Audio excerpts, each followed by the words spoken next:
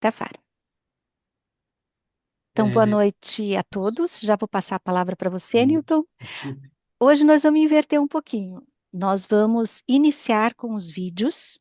Eu encaminhei no WhatsApp, lá no grupo do WhatsApp, uma planilha em Excel que tem 4 abas, né? Um para fazer o teste que foi trabalhado lá no webinário da World Athletics, que são os vídeos do Jeff. Se não me engano, é uma sequência de 15 vídeos. Outra planilha com 4 vídeos, que são os vídeos que o Newton compartilhou hoje. Eu já vou colocar para vocês ali, até não sei se o Geraldo pode colocar no chat, senão o Newton colocar o link no chat. Aí tem um outro que, se não me engano, são 20 vídeos, que é uma planilha do Vasco. O Vasco estará falando conosco amanhã sobre um formulário Google que foi disparado já logo após as 4 sessões que fizemos junto à Sul-Americana e que a gente vai colocar novamente no grupo, o link do Google Forms. E aí são 20 vídeos que ele vai estar falando amanhã aqui conosco às 19 horas. E a última planilha, a quarta aba, são de 20 vídeos no modelo que vocês vão usar para fazer o exame real da World Athletics. Tá? Então, é uma sequência de 20 vídeos, tudo com a letrinha A, porque é só um atleta que vocês irão visualizar de cada vídeo, para dizer se está legal ou se está ilegal. Tá bom? Então, quem já viu antes, conseguiu imprimir e quiser usar aqueles 4 vídeos do Newton, a gente vai compartilhar esses vídeos. Quer comentar, Newton?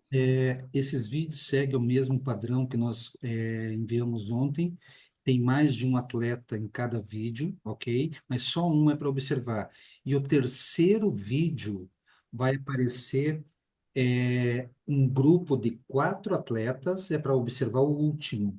É que esse último, bem no comecinho do vídeo, ele está um pouco encoberto. Mas no terceiro vídeo, somente um atleta para observar. E no comecinho dele, só no comecinho, ele está um pouco encoberto. Então, está identificado, mas só para alertar vocês, opa, quem é para olhar? Dos 4, é o último no terceiro vídeo, ok? Apenas isso, Claudinho. Beleza. Então, vamos iniciar aqui.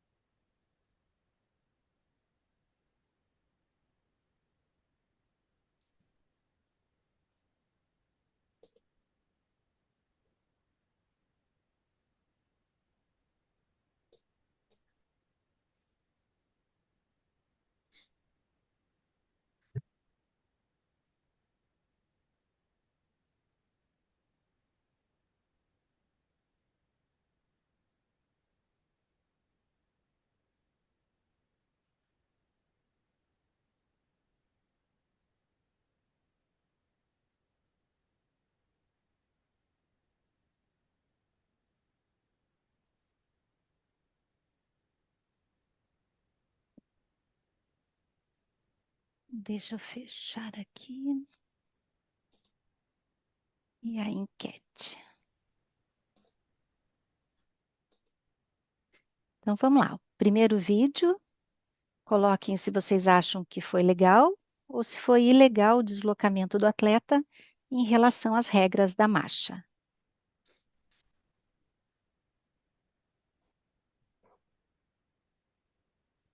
Mais um pouquinho, já vou parar aqui. Finalizando a enquete. Vamos compartilhar o resultado. 68% entendeu que o deslocamento dos atletas estava bem e 32% achou, né, ou verificou que tinha alguma irregularidade no deslocamento do atleta analisado.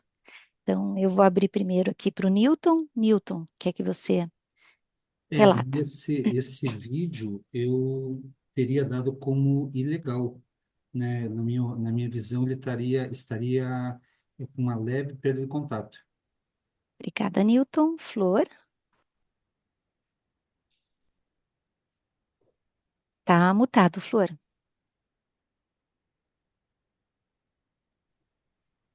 Eu daria como legal. Se existe uma leve perda de contato, eu não percebi no vídeo. Pode até ser que teria, mas eu daria legal. Berna, legal. José Dias, Sim, eu também não, eu daria legal, enfim, não conseguia observar uma flutuação neste caso. Ganso Legal. e o Vasco está aqui? Não estou vendo se o Vasco entrou. Então, vamos interromper aqui e vamos para o próximo. Então, o segundo vídeo, o que é que vocês acharam? Se estava ok ou se visualizaram alguma falha no deslocamento do atleta?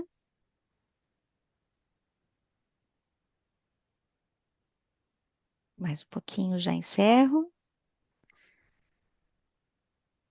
Ok, vamos encerrar a enquete. 14% entendeu que o atleta fez um bom deslocamento e 86% visualizou algum deslocamento incorreto, considerando as regras da marcha. Berna, quer começar falando?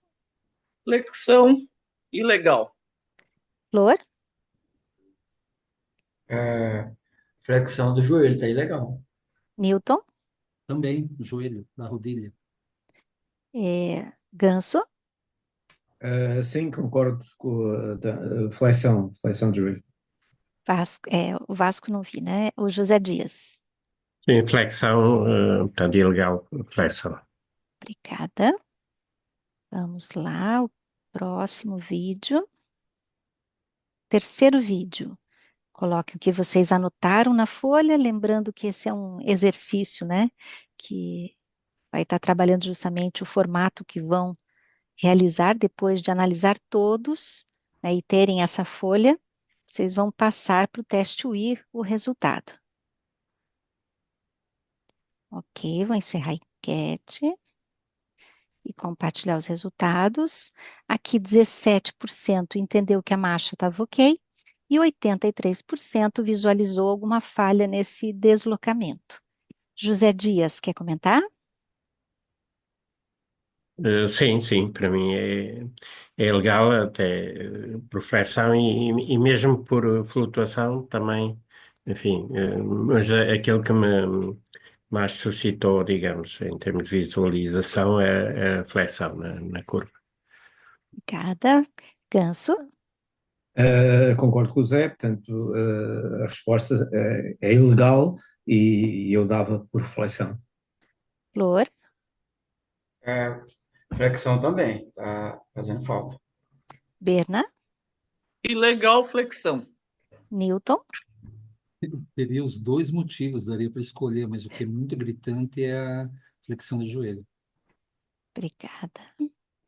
Vamos para o último. Aberto para o quarto vídeo.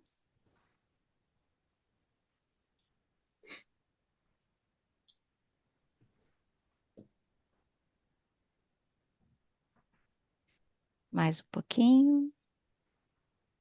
Vou encerrar a enquete.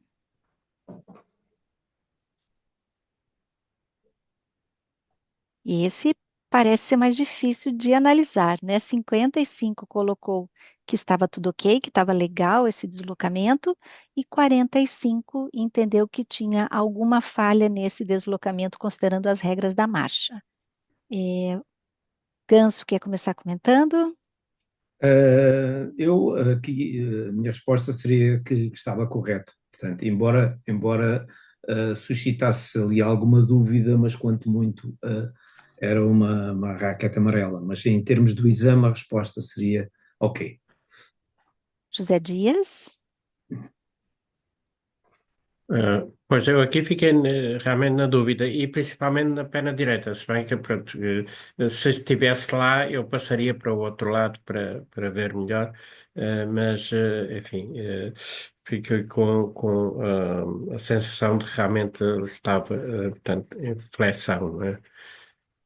Obrigada, Newton. Eu fiquei, como o José Júlio comentou, eu fiquei na dúvida, né? Mas como também o Ganso falou, pelo exame, né, eu daria como legal, mas de repente ali no local eu poderia até uma observar mais uma volta, duas, para tomar uma decisão melhor. Mas para a prova, né, para esse exame, daria como legal. Flor? Daria como legal, né? Talvez, né? Uma mudança de posicionamento, passar para o outro lado. Eu talvez desse um amarelo de bloqueio, falta de bloqueio. Um amarelo, talvez. Tá? Berna? Eu achei que estava claro para mim, flexão e legal. Obrigado. Então, agora a gente vai estar lembrando vocês de que todos esses vídeos, eles estão disponíveis lá no site da Brat. Vocês podem reproduzir essas folhas em Excel ou fazendo uma folha em branco, não precisa usar a planilha, né? Mas seguindo esse modelo, testem, né? Se existe resposta certa ou se existe resposta incorreta, a gente volta a lembrar. É uma regra subjetiva. Então, esse consenso da grande maioria que vai definir se o atleta está fora da prova ou se ele vai para a zona de penalidade, quando tem uma zona de penalização, né? Então, a marcha tem essa riqueza, mas também essa dificuldade para o momento de um exame como esse. É por isso esse treino de vocês, que é muito importante naquilo que vocês entendem ser ok ou não ok. Eu vou compartilhar hoje uma lição que foi inserida no curso Bronze de Marcha pela World Athletics, tá? Ela não estava e eles inseriram esse desenrolar de provas de marcha atlética. Assim que a gente terminar os slides, eu fiz uma apresentação muito rápida, assim, com o e-mail que foi encaminhado para vocês, né? Como eu estou em cópia nos e-mails, eu montei uma apresentação para só alertar alguns pontos dessa informação que chegou para vocês. Caso alguém não tenha recebido um e-mail da World Athletics, eu peço que me enviem no WhatsApp particular essa informação que não receberam, tá bom? E se tem alguma dúvida também por lá. Mas a gente vai primeiro passar aqui essa informação, essa nova lição aqui do curso de marcha. O desenrolar de provas de marcha atlética, no caso, a partir da partida. E essa lição, ela faz uma conexão com aquela última sessão que vai ser cobrada na parte da escrita, que apesar do nome da prova ser escrita, é de múltipla escolha, né? Ou verdadeiro ou falso, ou múltipla escolha. Então, aqui é aquela correlação das regras da marcha às regras gerais de competição, onde aplicam-se as mesmas regras à partida de qualquer outra prova de atletismo, com a configuração circundante novamente muito similar, dependendo se a prova é realizada dentro ou fora do estádio. Para todas as provas, os seguintes pontos são de particular importância. A partida de uma prova deve ser delineada ou deve ser a partir de uma linha branca de 5 centímetros de largura.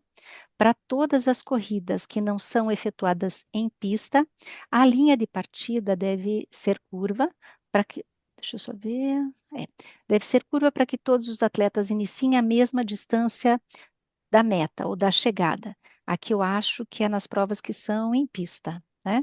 A tradução talvez esteja meio ruim aqui. Então, as regras técnicas da World Athletics 16.1, a RT 16.1, anotem aí e façam uma leitura breve em relação a essa regra. Qualquer linha de partida curva numa pista, ela pode ser prolongada a partir da parte posterior, desculpe, a parte exterior da pista, na medida que a mesma superfície sintética esteja disponível. Algumas vezes as 8 raias terminam e já vem a arquibancada, e outras vezes a gente ainda tem bastante espaço, né, de superfície sintética, onde pode ser prolongada essa linha de largada. As indicações do árbitro de partida devem ser dadas no seu próprio idioma, em inglês ou em francês. Na maioria das principais provas, devem ser dadas apenas em inglês. Nas provas de marcha atlética, a voz de comando será aos seus lugares. E depois já vem o tiro, né? Em qualquer prova em que um árbitro de partida não esteja satisfeito com as condições para a partida, após os atletas estarem em seus lugares, ou caso aborte a partida por qualquer outro motivo, a voz de comando será levantem-se, né? É a tradução que eles colocaram aqui. Em provas de marcha atlética, todas as partidas devem ser feitas em pé.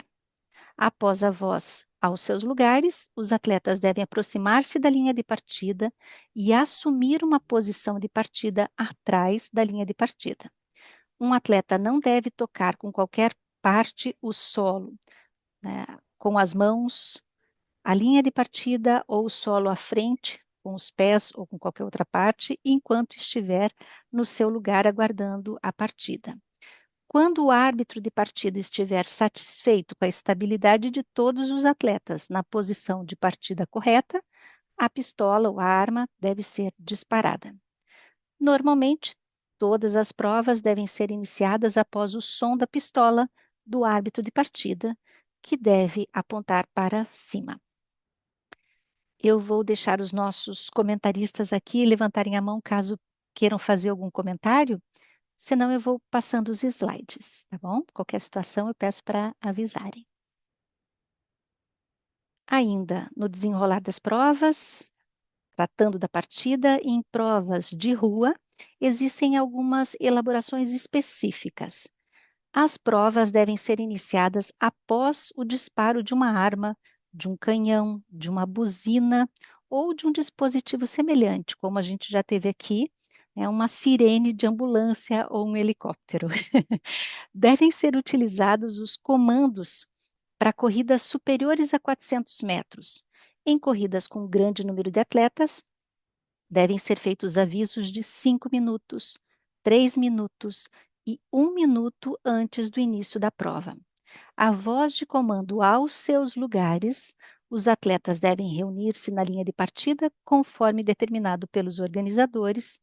O árbitro de partida deve garantir que nenhum atleta tenha o pé ou qualquer parte do seu corpo tocando a linha de partida ou o chão à sua frente e deve, em seguida, iniciar a prova com o tiro, né? E anotem mais essa regra, a RT 54.8.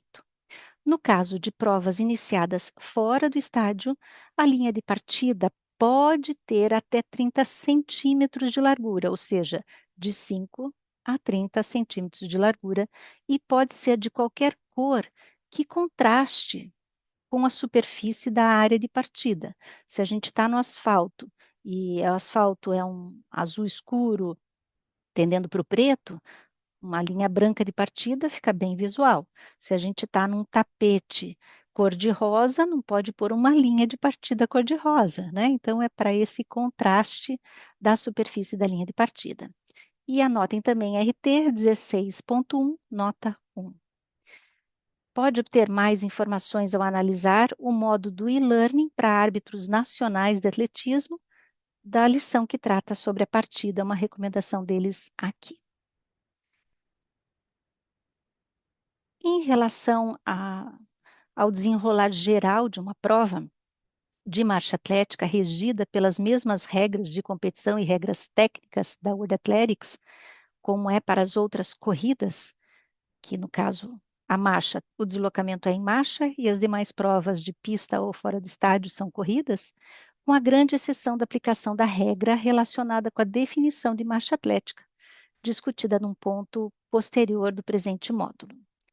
Elaborações específicas das regras relacionadas com a partida e a chegada de provas de marcha atlética e a operação de estações de esponja, bebidas e demais abastecimentos são cobertas aqui já nos próximos slides. Pode obter mais informações sobre as regras que se aplicam às corridas ao analisar o módulo de e-learning para árbitros nacionais de atletismo, que é o módulo do NAR dentro do e-learning, sobre corrida.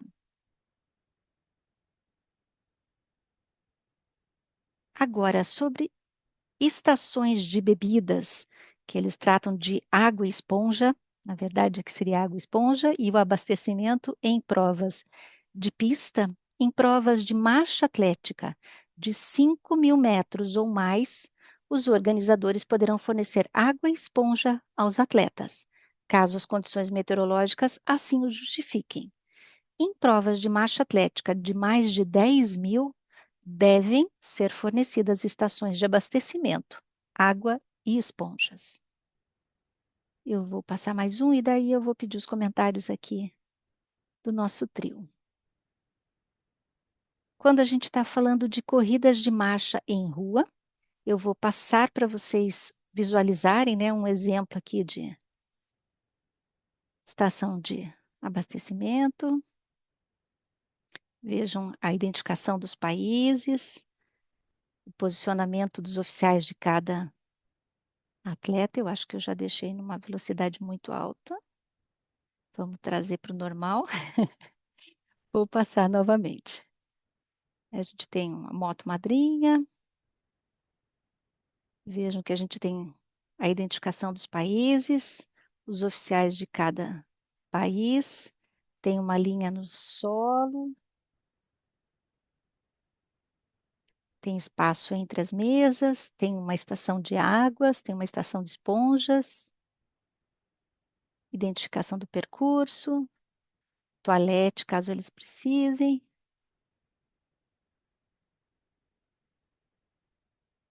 Deixa eu só reduzir aqui. Devem estar disponíveis água e outros abastecimentos adequados na partida e na chegada de todas as provas. E nós estamos falando de provas de rua. Para todas as provas entre 5 e 10 km, inclusive, deverão ser fornecidas estações de água e esponja com apenas água em intervalos adequados, caso as condições meteorológicas assim o justifiquem. Também poderão ser organizadas estações de água nebulizadas, né, aquele chuvisco de água, aqueles chuveirinhos, caso sejam consideradas adequadas em determinadas condições de organização e ou meteorológicas. Em todas as provas com mais de 10 km, deverão ser fornecidas estações de abastecimento em todas as voltas.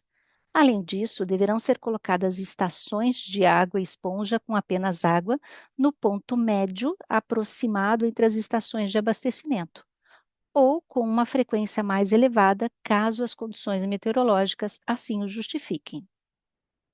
A organização deverá delimitar com barreiras, mesas ou marcações no chão a área em que os abastecimentos podem ser recebidos ou recolhidos. O pessoal autorizado pode entregar o abastecimento ao atleta a partir de 2 posições, ou atrás da mesa ou numa posição lateral, no máximo a 1 metro de distância dessa mesa, mas nunca na parte da frente da mesa. Não deverão entrar no percurso nem obstruir qualquer atleta. Nenhum oficial, nem pessoa autorizada deve, em qualquer circunstância, colocar-se ao lado de um atleta que esteja a receber abastecimento ou água. Os abastecimentos podem ser fornecidos pela organização ou pelo atleta e devem ser situados de forma a serem facilmente acessíveis, ou podem ser colocados nas mãos dos atletas por pessoas autorizadas. Um atleta pode, em qualquer momento, transportar abastecimentos na mão ou presos ao corpo, desde que tenham sido transportados desde a largada ou recolhidos ou recebidos numa estação oficial.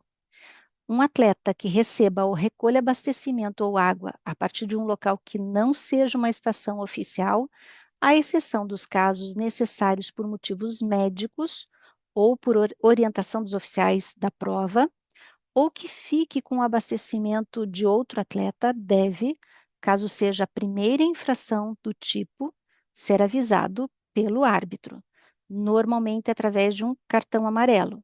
E não estamos falando de raquete, nós estamos falando do cartão amarelo.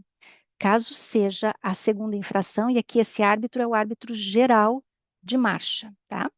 O árbitro geral de marcha deve desqualificar o atleta, normalmente através de um cartão vermelho, e o atleta deverá abandonar o percurso de forma imediata se receber esse cartão vermelho por uma segunda infração. Os atletas podem receber ou passar para outros atletas abastecimentos, água ou esponjas, desde que tenham sido transportadas desde a partida ou recolhidas ou recebidas numa estação oficial. Contudo, qualquer apoio contínuo de um atleta a um ou mais atletas, desta forma, pode ser considerado assistência injusta e poderão ser aplicados os avisos e ou desqualificações, conforme definido acima. Berna, você quer fazer algum comentário em relação a essas estações? Quero sim. Geralmente tem um responsável que fica inspetor, que a gente chama aqui no Brasil, né?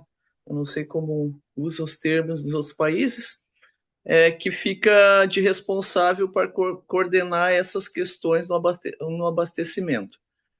Sobre a questão de o que é dado para o atleta ali no início ou no final, quando fala além da água, geralmente são isotônicos, que a organização deixa à disposição, ou frutas também. Sobre essa questão, eu quero fazer um comentário sobre o número de pessoas também. Não sei se você vai falar alguma coisa mais à frente. Pode comentar. Quantas pessoas podem estar nesse espaço, né? 2 pessoas no máximo por país aí no caso. E aqui geralmente a gente coloca por clube ou por entidade representativa 2 pessoas no máximo, porque senão se deixar livre vai ficar um carnaval aí nessas mesas. E geralmente a gente tem alguns problemas aí, não por o atleta pegar o abastecimento ou alguma coisa de outro, mas pelas pessoas que estão ali fornecendo, porque elas não respeitam muito esse espaço que é delimitado. Elas podem, ou qualquer um responsável que estiver inspetor trabalhando, caso caia alguma coisa no circuito, elas podem pegar, juntar, desde que não atrapalhe nenhum dos atletas. Creio que as estações de água, de esponja, nebulizadores ou chuveiros, né? Geralmente, mesmo nas provas mais curtas, aqui no Brasil nós temos muito problema, né, com a temperatura, porque nós começamos com as provas de marcha já no verão, né? Então é muito quente. Aí a gente coloca estação de esponja e, quando tem condições, os chuveirinhos também, porque há uma necessidade muito grande por causa das condições climáticas, né? Independente da prova ser maior ou menor, como exige a regra, né? Creio que é Obrigada. isso, Claudinha, está bem claro aí. Obrigada, Berna. Ainda em relação à chegada ou posicionamentos, aplicam-se as mesmas regras de chegada de qualquer outra prova de atletismo, com a configuração circundante normalmente muito similar, dependendo se a prova é realizada dentro do estádio ou fora do estádio. Os seguintes pontos são de particular importância. A meta, ou a linha de chegada de uma prova deve ser delineada por uma linha branca de 5 centímetros de largura, e vejam a RT 18.1. No caso de provas terminadas fora do estádio, essa linha de chegada, ela pode ter de 5 centímetros a 30 centímetros de largura e pode ser de qualquer cor, de contraste, de forma distinta da superfície da área de chegada. Então, se é um tapete vermelho, não vão colocar uma linha vermelha que fica difícil de visualização, né? Então, se coloca, por exemplo, uma linha preta, uma linha azul ou uma outra cor, né? Tomem somente cuidado com como está na regra, olhando bem a RT 18.1, se está como 50 milímetros ou se tem uma outra forma de escrita. Aqui, por exemplo, está 0,30 metros, para não se confundir. Na hora de olhar a prova, normalmente eles trabalham com a mesma descrição que está lá na regra. Então, olhem essas regras por lá. Os atletas deverão ser classificados na ordem em que qualquer parte dos seus corpos, eu acho muito ruim essa descrição, é qualquer parte do corpo, com exceção de tudo, menos o tronco, né? Então, assim, como está descrito aqui, os atletas deverão ser classificados na ordem em qualquer parte dos seus corpos, tronco, distinguindo cabeça, pescoço, braços, pernas, mãos ou pés. Alcançar o plano vertical da borda mais próxima da meta ou da linha de chegada, conforme definido logo acima. Ver a RT 18.2. Pode obter mais informações ao analisar o módulo do curso NAR do e-learning sobre chegada. Tá? Então, esses são alguns dos temas que devem cair na seção que trata de regras de competição gerais que também se aplicam à marcha. Tá? Então, qual é a parte da linha de chegada? Se é o meio da linha de chegada, ou quantos centímetros tem a linha de chegada? Se é a parte mais distante da linha de chegada, ou se é a parte mais próxima da linha de chegada. Coisas nesse sentido que normalmente tem de perguntas, né? Em relação à cronometragem, em provas de marcha atlética, devem ser reconhecidos 3 métodos de cronometragem como oficiais. Nós temos a cronometragem manual, aquela totalmente automática, que é obtida através de um sistema de photo finish, e também a por chip ou transponder, que é utilizado normalmente para provas de rua, mas atualmente não é apenas para provas em rua. A gente tem visto a utilização também em provas dentro do estádio. Vejam a RT 19.1. Na cronometragem manual ou naquela totalmente automática, o tempo deverá ser marcado no momento em que qualquer parte do corpo de um atleta, ou seja, exclui tudo menos o tronco, ou seja, é só o tronco que conta, né? Então, é qualquer parte do atleta, ou seja, o tronco, distinguindo cabeça, pescoço, braços, pernas, mãos ou pés, alcançar o plano vertical da borda mais próxima da linha de chegada. A RT da World Athletics é a 19.2. Nos casos em que é utilizado um sistema de cronometragem por transponder ou por chip, recomenda-se que também exista a assistência de árbitros ou de gravação por vídeo para determinar a classificação final e a identificação dos atletas. Essa é a RT 19.24.6 na nota. E devem ser registrados os tempos de todos os atletas que terminem a corrida. RT 19.3. Pode obter mais informações ao analisar o módulo do curso de NAR do e-learning da World Athletics sobre chegada. E em relação aos resultados, o resultado de uma prova de marcha atlética deve ser verificado como correto, da seguinte forma: caso esteja a ser utilizado photo finish para fornecer as posições e tempos de uma prova, quem vai definir é o árbitro-chefe de photo finish. E no caso de outro tipo de corrida, caso haja alguma dúvida, é o árbitro geral de marcha No caso, nós estamos falando de marcha atlética, tá? Então, no caso de dúvidas, né, quem vai responder quando tem o photo finish é o árbitro-chefe de photo finish, e no caso de não estar sendo usado o photo finish, vai ser o árbitro geral de marcha. Os resultados devem exibir, como em qualquer outra corrida, a posição final e o tempo de cada atleta, ambos ajustados conforme necessário pelo árbitro geral, nos casos em que exista uma área de penalização e seja necessário adicionar uma penalização ao tempo de qualquer atleta, naqueles casos em que não teve tempo do atleta entrar na zona de penalidade. As seguintes abreviaturas conforme adequado nos casos em que um atleta não inicia a prova, ou seja, ele não partiu, é um DNS. Lembrem que a gente sempre usa a sigla em inglês, é um Did Not Start. Não chegou, ou seja, o atleta iniciou a prova e por algum motivo decidiu parar. Então, é um DNF. E se ele foi desqualificado, um DQ, seguido do número da regra aplicável. Podem ser exibidas informações adicionais que indiquem o número e o tipo de cartões vermelhos para cada atleta. Contudo, normalmente essas informações são fornecidas na ficha de resumo ou na súmula final, né? No resultado. Vejam, aqui tem um exemplo, né, da colocação ou da ordem dos atletas, e aí tem toda essa relação aqui que a gente tem alguns que não finalizaram a prova, iniciaram, mas pararam por algum motivo, e nós temos 3 que receberam DQ, né? 3 atletas que receberam DQ.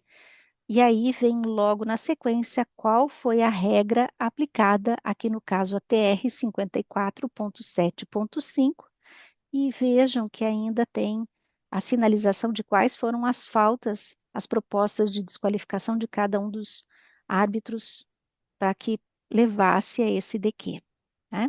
Inclusive, no decorrer da súmula, a gente consegue verificar as propostas de desqualificação que cada um dos atletas receberam. Lá. Newton, quer fazer algum comentário? Na verdade, tá muito claro essa parte do próprio resultado, quem oficializa, né, a simbologia usada, né, aqui nós vemos embaixo, então, o resultado de uma prova que vai em ordem de chegada, né, do 61 até o 76, os primeiros não aparecem, mas é interessante observar embaixo, né, a atuação, não só embaixo, mas no meio ali, o atleta na posição 71, 72, exatamente onde você mostrou a quantidade, opa, 3. Então, eu já imagino que esse garoto, né, da África do Sul, teve que parar na área de penalização, né? Sabendo que ele foi desclassificado, que a desclassificação ocorreu com 4, eu só posso acreditar que existia área de penalização e que ele ali, esse Pule Tuningzang, né, parou. Ele parou desses 1h38, 2 minutos foi dentro da área de penalização. Mas é interessante a gente ver, reconhecer a simbologia usada, né, em uma súmula. Então, aqui, muitos atletas, quase 90 atletas aí, talvez tenha mais, se for mais um outro pedaço da folha, mas o importante é reconhecer a simbologia que existe em um resultado. Tem uma terceira folha ainda que não aparece aqui. Não, exatamente. Em relação à RT 54.2, que trata justamente da definição de marcha, os árbitros de marcha atlética devem considerar sempre os 2 princípios da definição de marcha atlética em todas as provas para as quais sejam nomeados e que tem sido insistentemente trabalhado aqui, né? Seja um contato contínuo com o solo, ou seja, não deve existir perda de contato através de uma visualização humana, né? Um joelho esticado no momento do primeiro contato com o solo, ou seja, o joelho não deve estar dobrado desde o primeiro momento do contato com o solo até que a perna atinja, né, a posição vertical. De acordo com isto, devem poder reagir em todas as circunstâncias, especialmente aos poucos habituais, de forma adequada, e interpretar as regras de competição tal como devem ser compreendidas.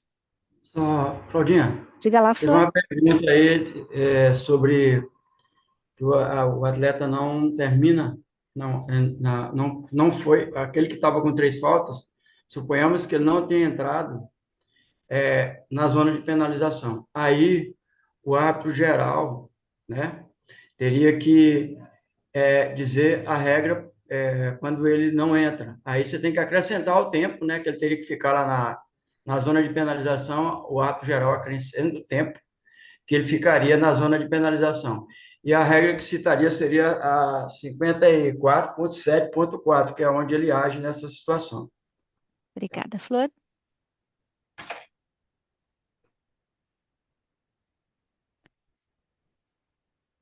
Algumas questões nem sempre são traduzidas pela inteligência artificial, mas vamos lá, que são os avisos e a desqualificação.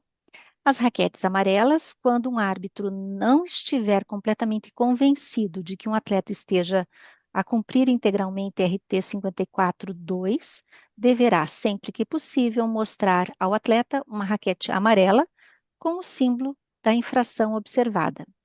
Não pode ser exibida uma segunda raquete amarela a um atleta pelo mesmo árbitro em relação à mesma infração.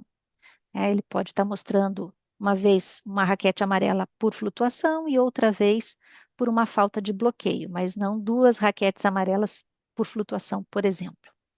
Tendo mostrado uma raquete amarela a um atleta, o árbitro informará ao árbitro-chefe da sua ação após a competição, ao introduzir a informação naquela súmula individual, ou na folha de registro individual do árbitro de marcha.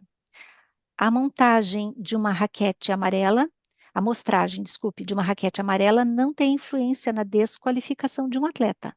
Apenas as propostas de desqualificação, que são feitas através daqueles cartões vermelhos, e raquetes vermelhas são relevantes, claro, para a desqualificação.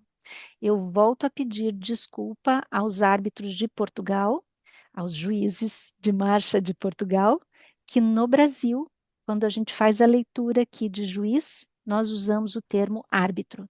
E quando a gente faz a leitura do termo árbitro, nós fazemos a leitura como árbitro geral, né? Justamente por uma situação de terminologia definida pelos juízes de direito aqui no nosso país. Cartões vermelhos e raquetes vermelhas. Quando um árbitro observar que um atleta não está a cumprir a RT 54.2, ao mostrar perda visível de contato ou joelho dobrado durante qualquer parte da competição, o árbitro deve enviar um cartão vermelho, que é a proposta de desqualificação, ao árbitro-chefe da marcha. Quando não existir uma área de penalização, após terem sido apresentados 3 propostas de desqualificações ou 3 cartões vermelhos, claro que de 3 árbitros diferentes, ao árbitro-chefe, relativamente ao mesmo atleta, esse atleta será desqualificado. Claro que se a gente não tem, no caso de 3 cartões, se não tem zona de penalização, né? O juiz-chefe ou assistente do juiz-chefe deverão notificar o atleta ao exibir uma raquete vermelha. Quando existir uma área de penalização, após terem sido apresentados 4 cartões vermelhos de 4 árbitros de marcha diferentes ao árbitro-chefe da marcha, relativamente ao mesmo atleta, esse atleta será desqualificado. O árbitro-chefe da marcha ou seu assistente deverão notificar o atleta exibindo uma raquete vermelha. Em corridas dentro de um estádio ou em provas feitas na pista, um atleta desqualificado deve abandonar a pista de imediato. E quando essa prova for fora do estádio, for na rua, esse atleta deve imediatamente, após a desqualificação, remover os identificadores de atleta, os seus dorsais, e abandonar o percurso. Quando o atleta não o faz, pode existir ação disciplinar conforme previsto pelas regras, e aí sim a aplicação aqui é pelo árbitro geral de marcha. Quer fazer algum comentário, Flor? Não, foi bem explicado. E quando o Newton explicou a folha que foi apresentada complementou a explicação. Então, Eu vamos. quero fazer um comentário, Claudinha. Diga lá, Berna. Sobre a apresentação da raquete, porque isso tem muita dúvida entre os árbitros sobre a apresentação da raquete, mandar a proposta ou apresentar a raquete amarela, no caso. Quando fala sempre que possível, não quer dizer que é obrigado você apresentar amarela e depois mandar uma proposta e tal. Se você vê algo muito nítido, pode um atleta correr literalmente na sua frente, ou às vezes quando tem uma prova que é fora do estádio e nos últimos metros ele vai entrar no estádio e então o árbitro que está ali, ele vai apresentar um amarelo, sendo que está nítido para ele o que está acontecendo, ele vai mandar direto uma vermelha. Então, quer dizer, não quer dizer que o árbitro não possa mandar uma proposta de desqualificação que tenha que antes dar uma raquete amarela.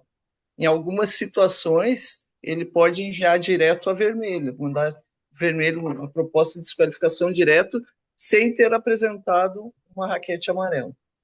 Obrigada, Berna. Posicionamento correto de um árbitro de marcha atlética. Todos os árbitros devem adotar uma posição que lhes permita ter uma visão clara das pernas dos atletas. Na pista, normalmente na raia mais externa, onde a perna interior.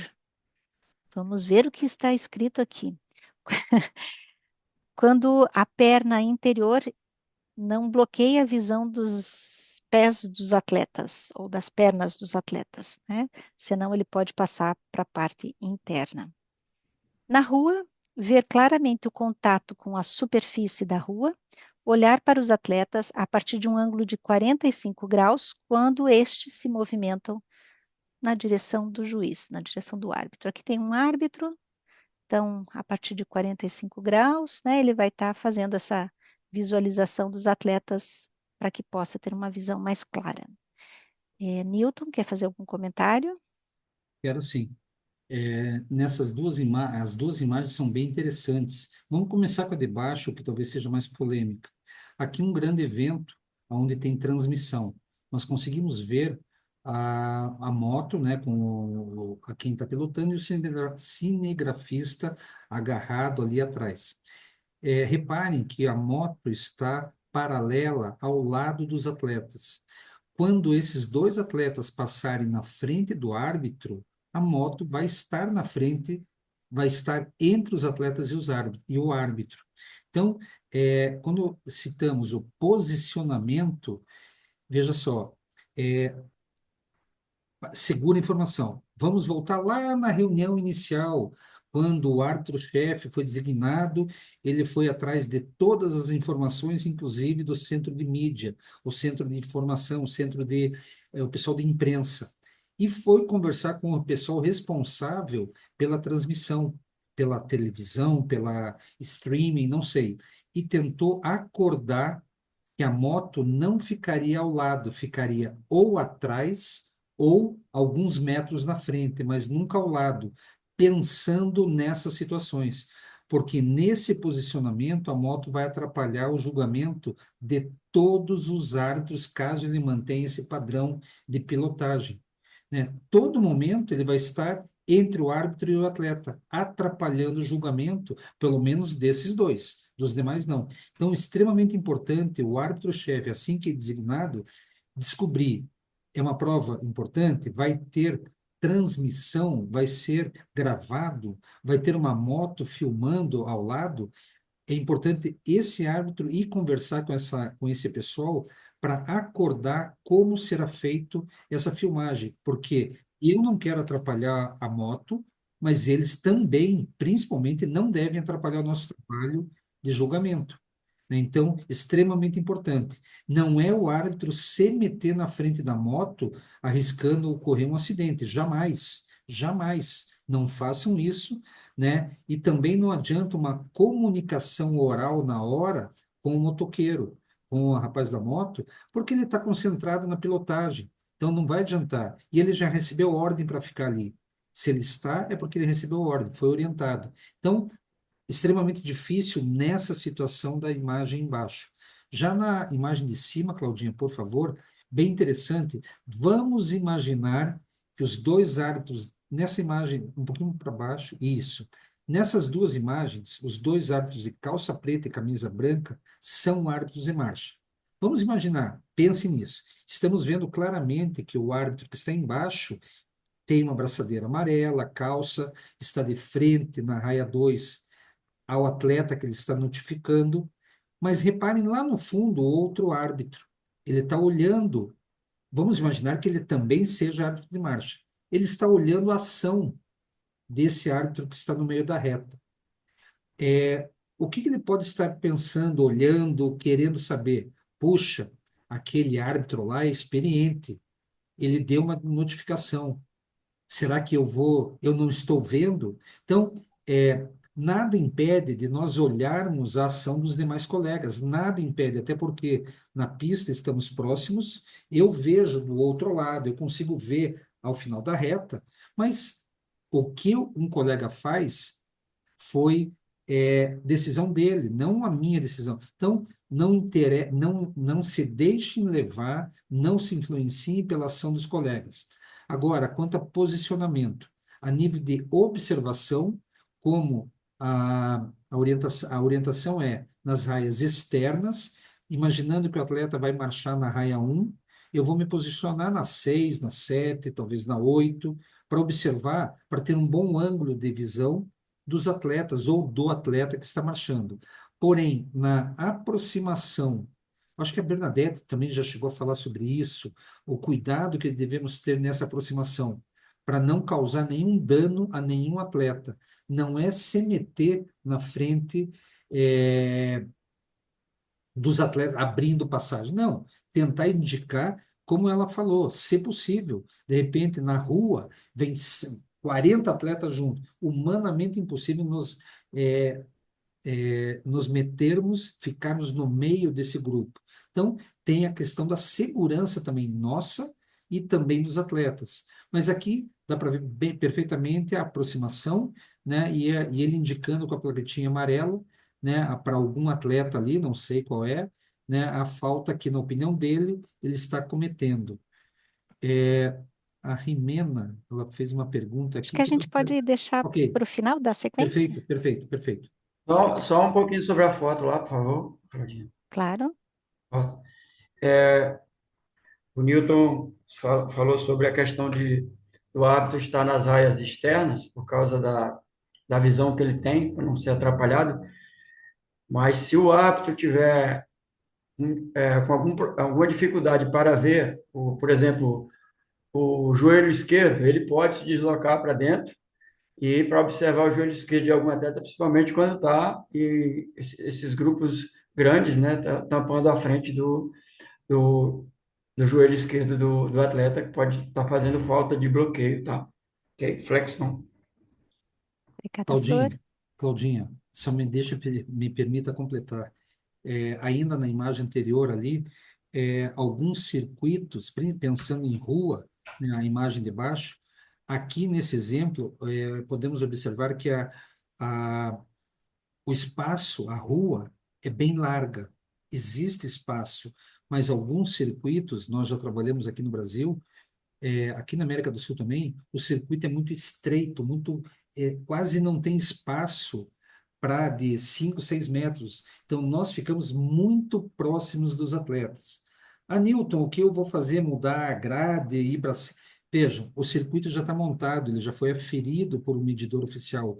Eu não posso mudar essa estrutura.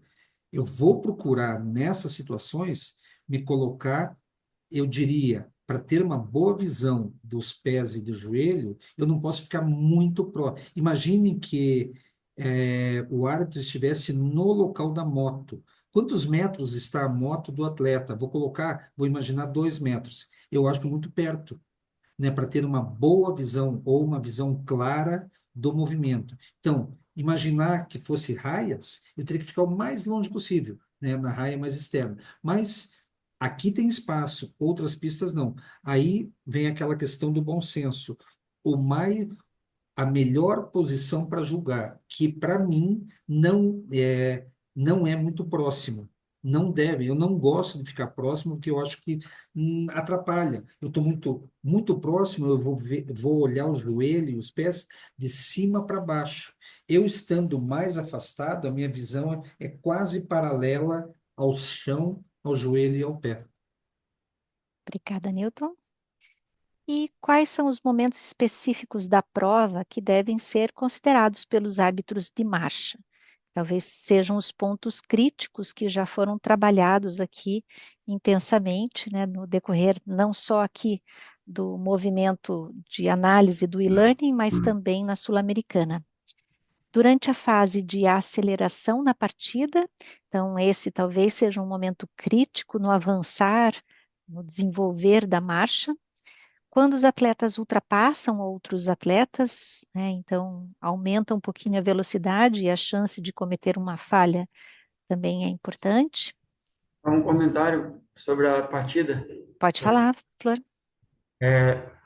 Às vezes o árbitro dá quando sai logo a prova, ele já vê faltas e já mostra os avisos, né? De amarelo alguma coisa, e muitas vezes treinadores ficam reclamando. Essa reclamação é totalmente invasiva, nós não devemos ser pressionados por comentários externos, nós temos que agir de acordo com o que está na regra do nosso trabalho. A prova começa na hora que sai o tiro, não interessa se vai dar no início ou no final, se está fazendo falta, vai ter que avisar, vai ter que mostrar a plaqueta amarela, a raquete amarela, ou mandar a proposta no caso do prosseguimento da falta, ok? Só isso aí para alertar. Esse é um ponto bem importante que o Flor traz, né? Que às vezes, assim que começou a prova, algumas pessoas começam a falar mal do árbitro de marcha, dizendo que ele está querendo aparecer. E, na verdade, ele tem que mostrar o que ele está vendo, né? Se tem alguém fazendo um deslocamento indevido e ele está vendo, ele tem que sinalizar, né? Acho que é bem, bem importante. Claudinha, Fala, volte ali, por favor. pode falar. A segunda imagem aí, ó, quando os atletas ultrapassam outros atletas. A minha preocupação é sempre com o retardatário, quem está levando voltas.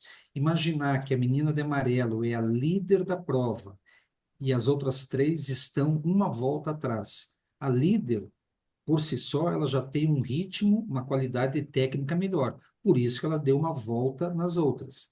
O que acontece nesse caso aqui? São as outras tentarem acompanhar a líder, pelo menos algum pedaço da prova, porque a líder está em outro ritmo. Se elas acompanham, talvez elas tenham, não sei, imagino, algum ganho. Então, a minha preocupação nesse momento de ultrapassagem não é tanto com o líder, quem está ultrapassando, mas sim com quem está sendo ultrapassado, que tem uma tendência natural de ir junto, de tentar marchar junto e com isso sai do seu ritmo normal.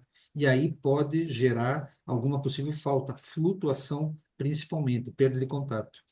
A gente tem duas situações, quando o pelotão está seguindo junto, e aí uma pessoa tenta aumentar ou acelerar, e o outro seria esse caso, né, que o Newton está trazendo, de uma ultrapassagem para retardatários, que são pontos diferentes, né, de sinalização ou de visualização. Obrigada, Newton. Uma Ainda, pergunta sobre julgar de uma posição mais alta. Não, vamos tem que julgar tentar, no mesmo nível do Flor, atleta. Alguém fez um comentário. eu vi, vamos tentar juntar, eu acho muito importante quem tem ainda dúvida, coloque, mesmo que tenha referência ou não referência com a lição agora, do e-learning, coloque o máximo de situações que vocês ainda tenham dúvida ou gostariam de algum esclarecimento, e ao final a gente retoma todas elas, né? Porque eu acho que é bem, bem importante nessa linha final, nessa fase final aí. Ainda sobre esses pontos a serem, ou locais da prova a serem considerados, os atletas que caminham ou que fazem a marcha no meio de um grupo, ou durante aquele sprint final, na chegada de uma prova de marcha, esses são pontos também a serem observados. Quer comentar, Flor, em relação a esses dois momentos?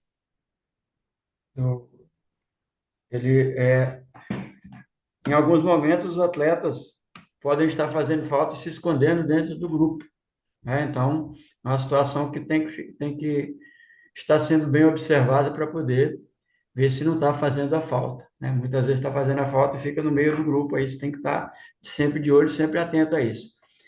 No final, lá nos últimos 100 metros, né, tem que também pensar que você ainda continua trabalhando como árbitro, e não esperar só que o árbitro-chefe tenha que ele fazer deixar as coisas para o árbitro-chefe resolver. Não, se está fazendo falta, você tem que agir também. Passa teu cartão vermelho, sua nota de desclassificação e manda também, não tem problema, tá?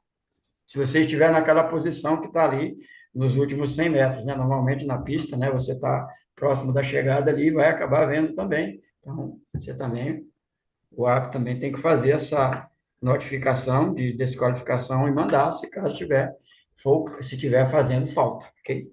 E a Berna também já tinha alertado em relação a esse momento, e acho que o Guide, numa fala da Sul-Americana, também trouxe bem claro isso, que se é a última volta e o atleta está realizando algum deslocamento irregular muito claro, e você ainda não mostrou a raquete amarela, me corrija, Berna, se estiver errada, mas se vocês acreditam que sim, está fazendo um deslocamento infringindo muito claramente a regra, já encaminhar a proposta de desclassificação, porque, inclusive, se o árbitro-chefe da marcha precisar tomar uma atitude nos últimos 100 metros ou na chegada, né, de uma prova, e esse atleta não tinha nenhuma proposta de desqualificação, e ele tiver que mostrar uma raquete vermelha sozinho por si só, se chegarem depois essas outras propostas, também já mostram que outros árbitros da marcha visualizaram esse deslocamento irregular.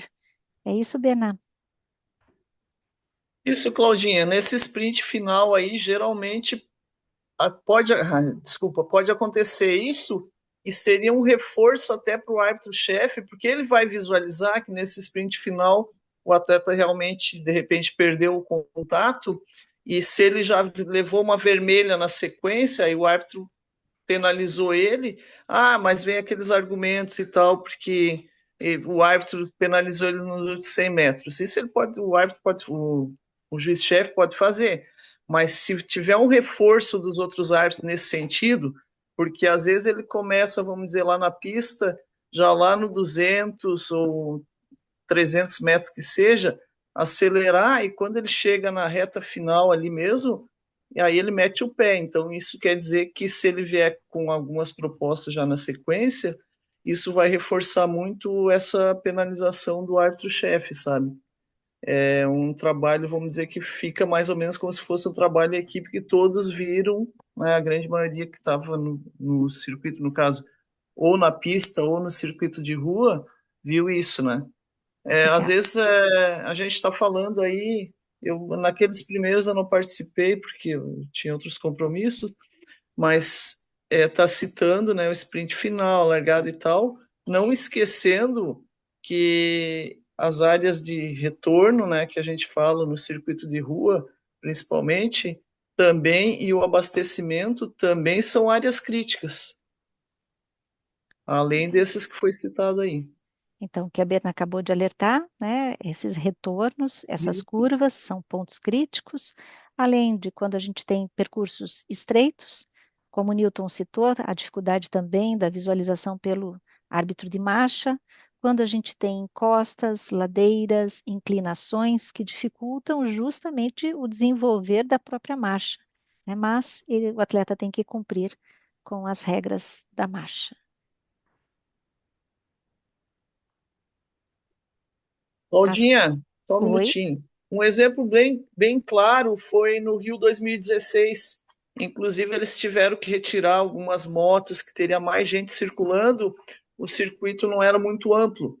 Então, ficou muito espremido na chegada mesmo. Às vezes, o atleta tinha que tirar um atleta por ali. Era bem complicado.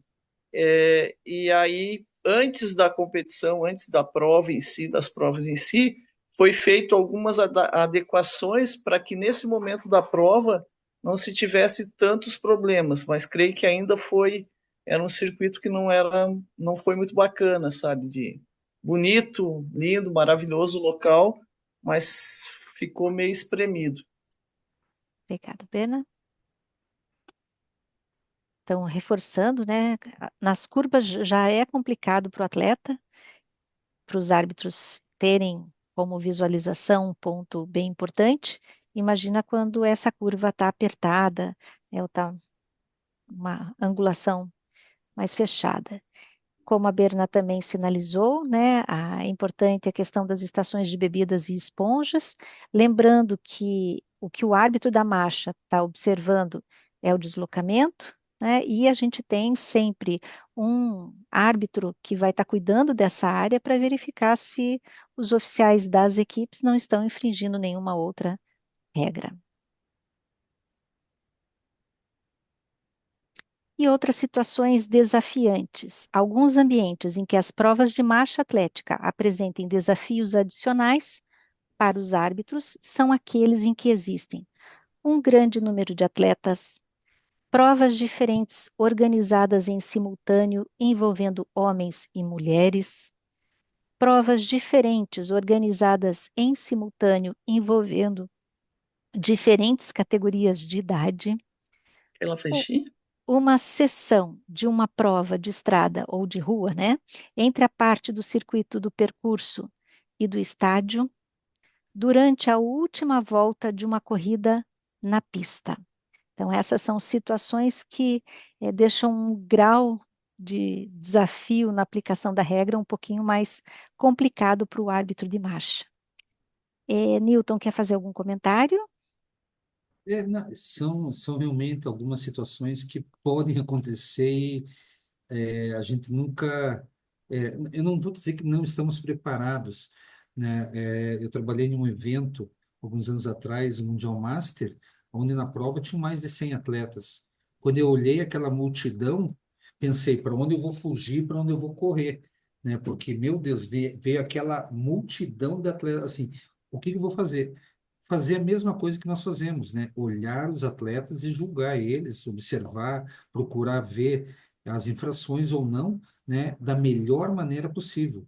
Seria nesse primeiro exemplo ali, humanamente impossível olhar todos, né? Aqueles que estão no grupo, como o Florinilson alertou, aqueles que se escondem no meio do grupo, isso não tem idade, é dos pequenos até o pessoal mais velho. Eles fazem isso. Então não tem como nós olharmos todos, mas vamos procurar fazer, né, o melhor, procurando olhar o máximo possível, né? Então, provas diferentes, envolvendo homem, 10 mil, 20 mil homens e 20 mil mulheres ao mesmo tempo, ou juvenil, menores, master, essas misturas. Aqui no Brasil, eventualmente, acontece isso.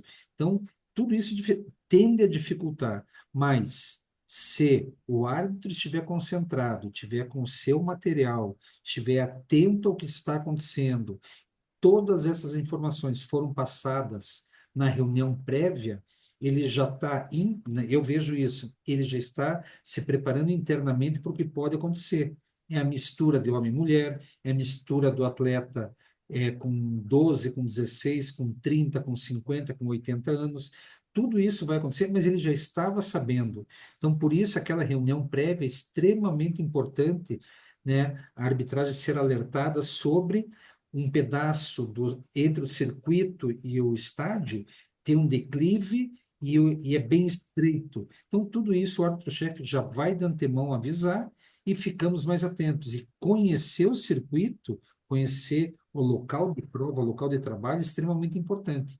As pistas são iguais, muda a cor, muda o nome, país, fuso horário, mas os circuitos, eles têm as suas características e conhecer antes eu acho fundamental para a gente pensar e antever o que pode estar de errado. Obrigada, Newton. A Maica fez uma pergunta em relação a uma foto dessa lição. Maica, você me diz qual é a foto? Você está falando das meninas. Vamos ver aqui. Abre o microfone para a gente saber certinho, Maica, se é dessa foto que você está se referindo.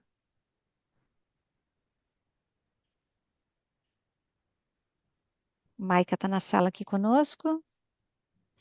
É uma foto anterior, Claudinha. Ela tá, é a questão de julgar mais alto, eu acho que é essa. É aquela que eu expliquei. Essa Isso, aqui. Essa aí, essa. Tá. é a que é mais alta. Aqui acho que é só uma foto tirada por um drone e não a visão do É. árbitro.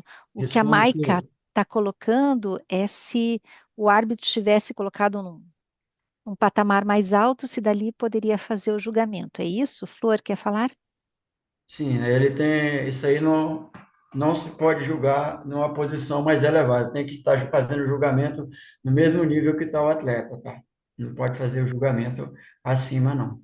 Jamais. Obrigada. E eu vi que tem outras perguntas no chat. Eu vou pedir licença para todos que estão colocando as perguntas, para que a gente trabalhe essas respostas e inicie amanhã, antes da fala do Vasco, com as devolutivas das perguntas, porque hoje ainda a gente tem a apresentação do e-mail que vocês devem ter recebido sobre o exame, tá? Então, tendo mais perguntas, coloquem no chat, né? Eu me comprometo a estar encaminhando aqui para o trio brasileiro e para o trio de Portugal, se me permitem, e aí amanhã a gente inicia com as devolutivas. Eu vou parar de colocar esse aqui e vou colocar, vamos ver, não é este aqui, é este aqui. Berna, você quer fazer mais alguma consideração da lição de hoje ali? Não? Desculpa. Não, Claudinha, eu acho que ficou bem claro.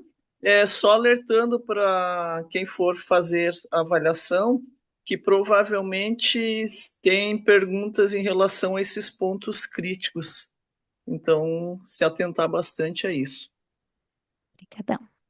Então, assim, hoje foi encaminhado o e-mail da World Athletics, porque antes vocês receberam um e-mail do suporte da TestWe, que era para baixar a plataforma, para fazer o teste prático de equipamento, né, que é aquele onde vocês visualizam ou mostram a carteira de identidade, mostram a orelha, né, mostram o ambiente, que estava em inglês, porque eles só disponibilizaram em inglês ou em francês, e ainda não devem ter recebido no teste UI os 2 e-mails práticos que vão ser disponibilizados amanhã para vocês acessarem tanto o simulado de vídeo quanto o simulado escrito, e esse escrito não é de escrever, é de marca X ou por verdadeiro F, né?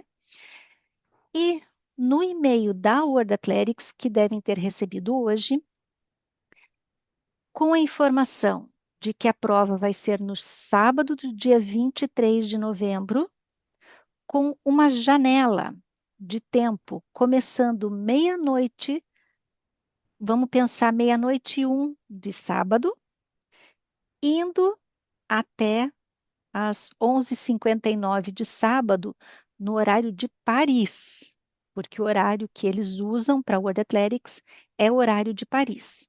Então, eles estão encaminhando a correlação no e-mail com o tempo ou a hora em Caracas. Porém, eu acho que há algum erro nessa conversão de tempo, não no fuso horário, tá? Mas no prazo ou na janela que vocês têm para fazer a prova. Mas, apesar de, para a área sul-americana, que pode ser que seja diferente para a Europa, cada área definiu se vai deixar aberto 24 horas para poderem fazer a qualquer tempo, ou se todo mundo tem que iniciar num horário e terminar num certo horário. Tá? Então, para quem é de Portugal, precisa ver como a área europeia definiu. Na sul-americana, foi pedido para deixar uma janela de 24 horas aberto. Porém, a partir do momento que vocês clicarem para começar a prova, começa a contar o tempo regressivo. Então, lá foi dado o tempo, se não fizer o salto, se não fizer o arremesso, se não fizer a tentativa, acaba o tempo e a bandeira vermelha. Significa, mesmo que o teste esteja aberto por uma janela de 24 horas, se vocês começarem, no primeiro momento que está aberto, clicou para iniciar, vocês têm um tempo X para terminar a partir daquele horário que começaram. Então, tem um link onde vocês podem visualizar qual é o horário de vocês, mas olhando esse link, a gente consegue visualizar que provavelmente não tem outra diferença de fuso horário por verão, inverno, né, primavera, não sei, alguma legislação interna de algum país. Né? Caracas inicia às 7, Paris vai ser meia-noite. Eu coloquei umzinho aqui para dar uma diferença, esse 12 aqui está errado, é 0 horas, né? Buenos Aires, 8, Santiago do Chile, 8, Lima, 6, Bogotá, 6, Quito, 6 da manhã, São Paulo, 8 da manhã e La Paz, 7 da manhã. Antes da data do exame, aqui está dizendo no e-mail para vocês que vocês vão receber um e-mail, mas na verdade vocês já receberam com o seu login, a senha, né, para baixar o aplicativo. Vocês já baixaram o aplicativo e eu espero que todo mundo já tenha feito aquele teste do equipamento, né? Ou seja, quem ainda não fez esse pré-teste, por favor, faça. E a partir de amanhã vocês têm outros 2 exames. Um exame de vídeo prático e um exame escrito prático que vai aparecer para vocês. Mas lembrem, vocês têm que estar com a plataforma TestUI aberta, aquele íconezinho que o Newton sempre falou. Não adianta estar com o site da TestUI, porque não aparece exame por lá.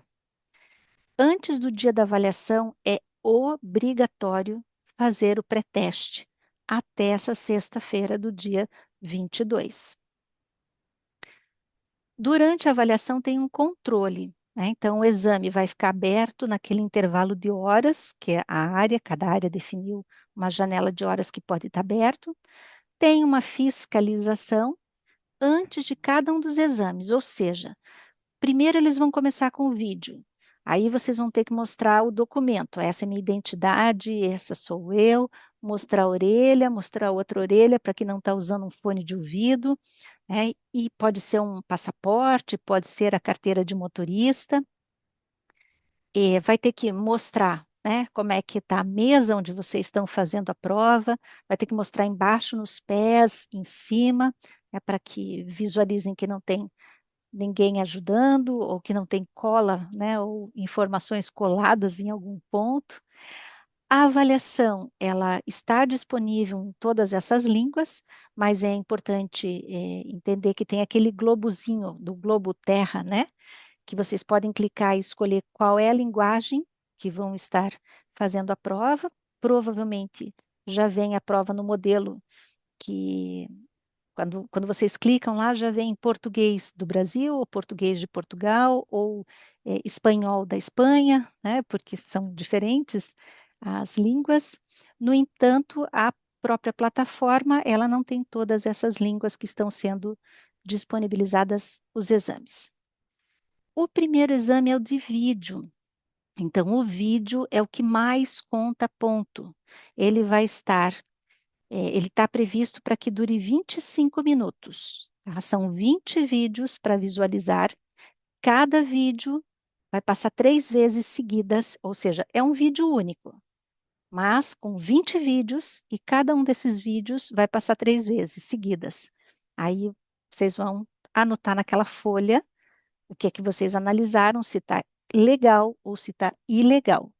Porém, quando vocês abrem o exame de vídeo, vai ter um link que vocês vão ter que copiar, segurar esse link e levar para um navegador, né, para o Explorer, para o Mozilla, para onde for, qual vocês usam, colar lá, e aí vai abrir a sequência de vídeos para vocês analisarem através de uma plataforma chamada Vimeo.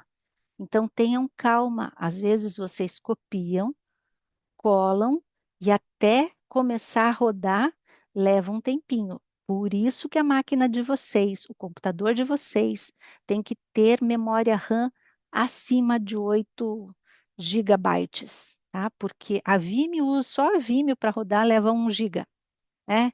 Aí tem mais a plataforma TestUI, mais o monitoramento da própria plataforma. Então tem uma máquina com uma capacidade de memória muito boa. E o vídeo do exame pré-teste que vai ser utilizado é aquele utilizado no webinário da World Athletics, que eu vou disponibilizar, já não sei se já está no nosso site, que o Geraldo vai colocar, tá? Mas vejam novamente e treinem através daquele vídeo da World Athletics. Lembrem que para o bronze as opções de resposta vai ser legal, ok, ou ilegal, não está legal, né? São essas as duas opções. Não vai precisar dizer se esse ilegal está por flutuação ou por flexão de joelho. Falta de bloqueio, né? É só legal ou ilegal.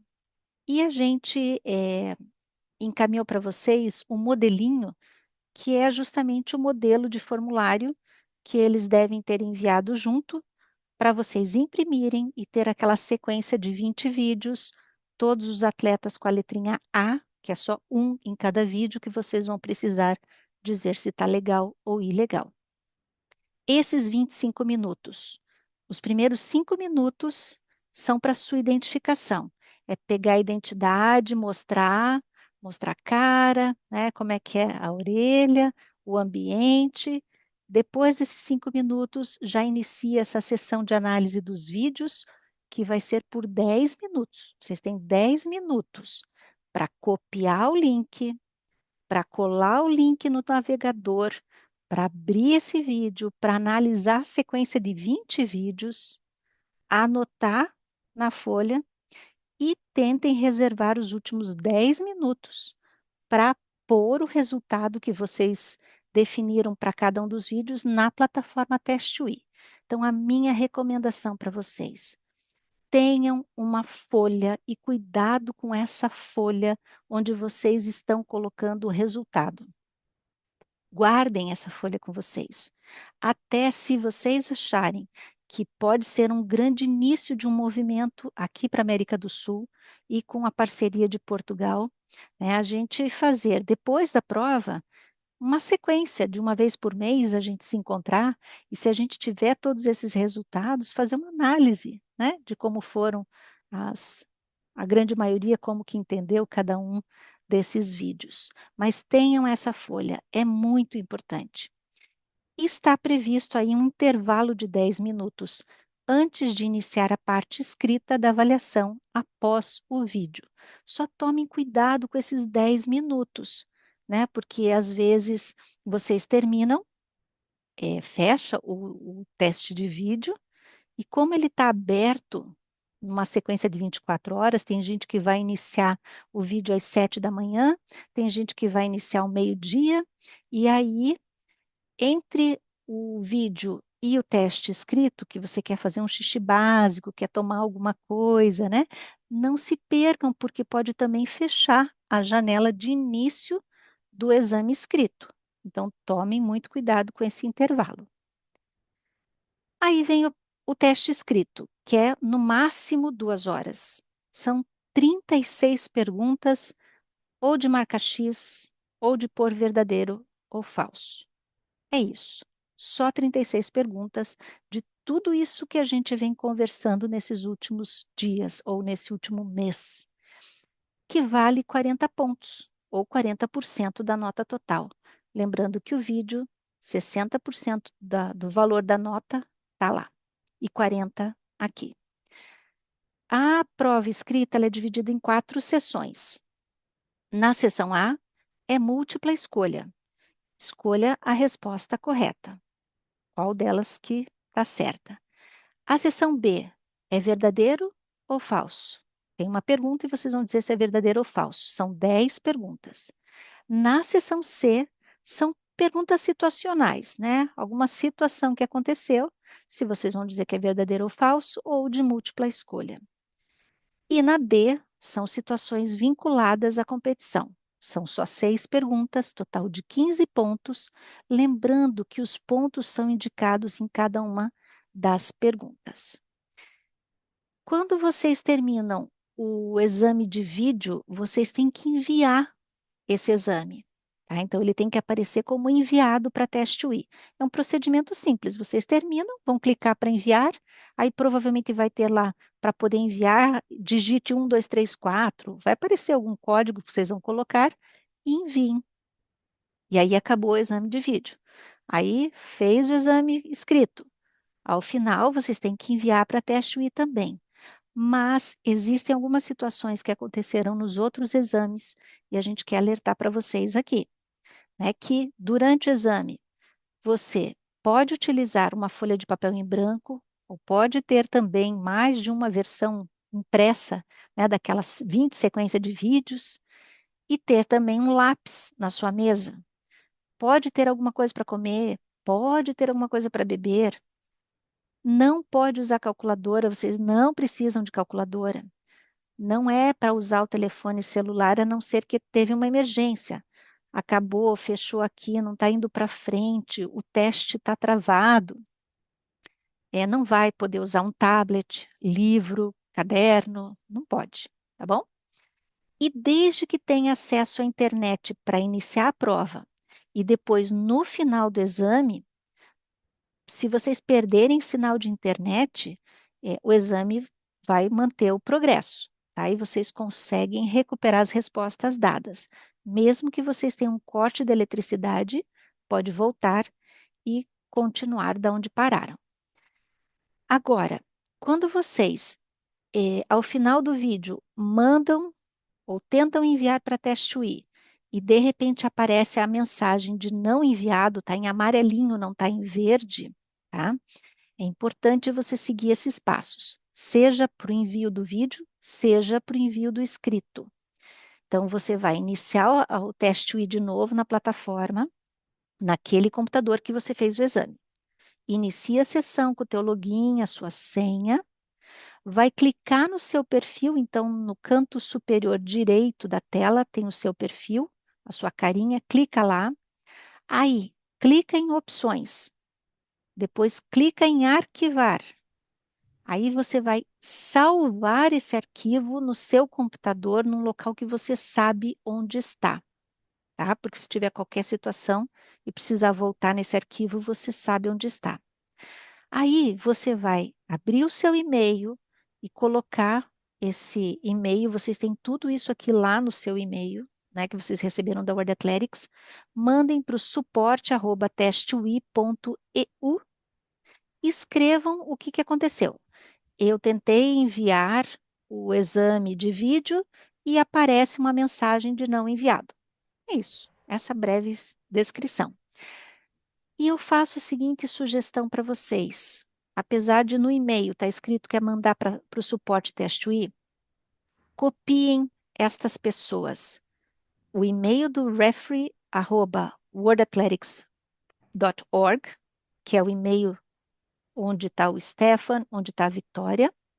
Copiem o e-mail cursos_desarrollo@atletismosudamericano.com e me copiem claudinhachineque@gmail.com, porque assim esse arquivo vocês vão estar enviando não só para o suporte teste UI, mas se o suporte teste UI disser que não recebeu, tem outras 3 pessoas que vão estar recebendo.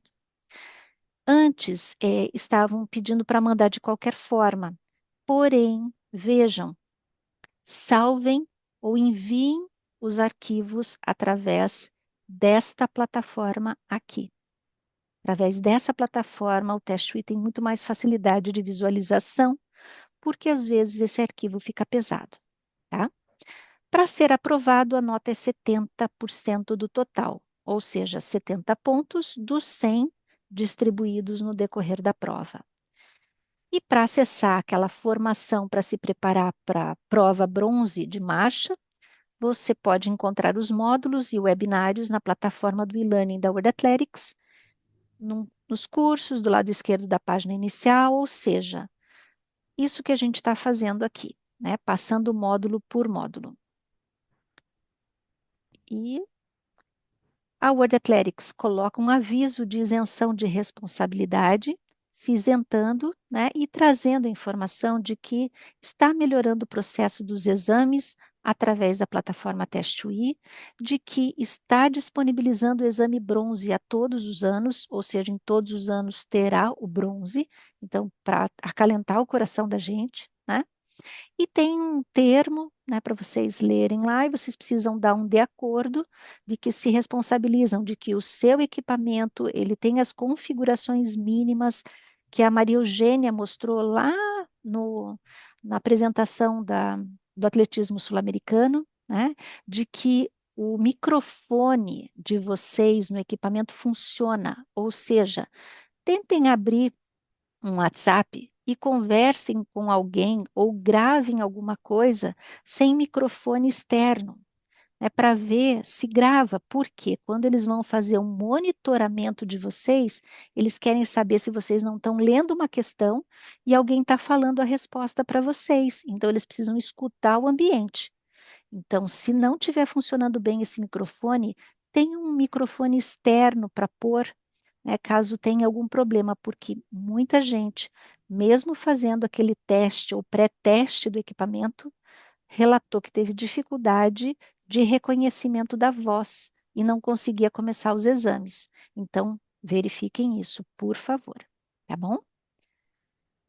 Então, em caso de dúvida ou alguma situação durante o exame, a sugestão, né, é sempre contactar a gente, seja a Maria Eugênia, que é representante da área sul-americana, e é importante colocar tudo o que acontece, se tiver alguma situação, por e-mail. Então, é o cursos_desarrollo@atletismosudamericano.com, ou o meu, eu também fico como referência, claudinhachineque@gmail.com, meu sobrenome é bem fácil, mas vocês têm o meu celular, né, vocês têm o meu WhatsApp, podem me chamar a qualquer tempo. Só lembrando que no período de hora Buenos Aires, das 2 da tarde, deixa eu até pensar, não, das 4 da tarde às 6 da tarde, mas depois eu passo no WhatsApp de vocês, são 2 horas, eu vou estar dando um curso. Então, nesse horário, talvez eu não consiga responder em tempo hábil para vocês. Por isso, a Maria Eugênia também está também o tempo todo comigo aí, dando suporte se necessário. E depois de contatar a gente, né, também pode estar enviando mensagem para World Athletics através desses 3 e-mails, e tem um outro telefone que eu acredito que seja do Stefan, que podem estar mandando alguma mensagem se tiver alguma situação. Existem os vídeos do Jeff, que vocês já visualizaram no webinário da World Athletics, que eu vou disponibilizar para vocês, e que façam esse reteste, né? Usem aquela planilha em Excel que eu encaminhei no WhatsApp.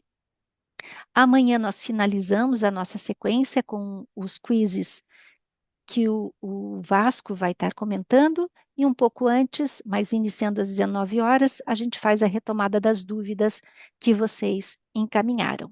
E eu vou estar reenviando o Google Forms para que vocês possam responder caso ainda não tenham respondido ou caso queiram visualizar novamente.